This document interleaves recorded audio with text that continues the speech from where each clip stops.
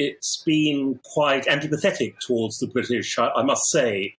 They are surprised because these comments didn't come out in the context of a particular dispute. For example, I know Liz Truss was very much involved in the fishing rights dispute in the English Channel, for example, and a few angry words were expressed on both sides then.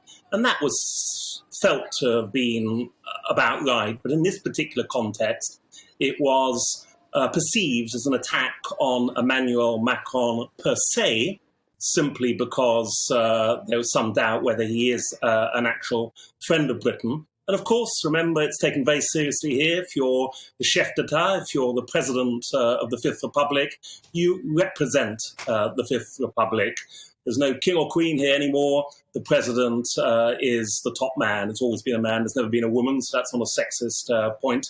But that's how it was perceived, Tom. It was seen as an attack on France in general, particularly at a time of heightened tension over Ukraine and Ukraine's war with Russia.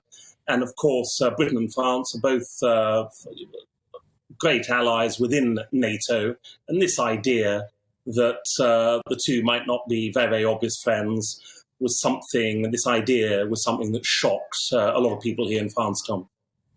Is it possible that France and the United Kingdom can get back to... I'm not sure if actually the French and the English or the French and the British have ever had a particularly warm relationship outside of a time of world war. I think I'm right in saying that over the last 500 years or so, there's probably been more time that Britain's been at war with France than at peace. But are we really entering this world where almost there's political dividends for the British Prime Minister who riles up the French, and frankly, potentially political dividends for a French president who takes a pop at the British?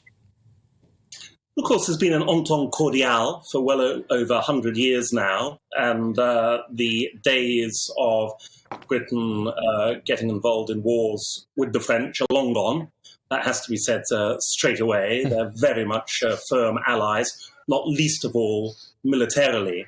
But of course, the best of enemies, as they say. The two countries, they're very short distance apart, but culturally they couldn't be more different.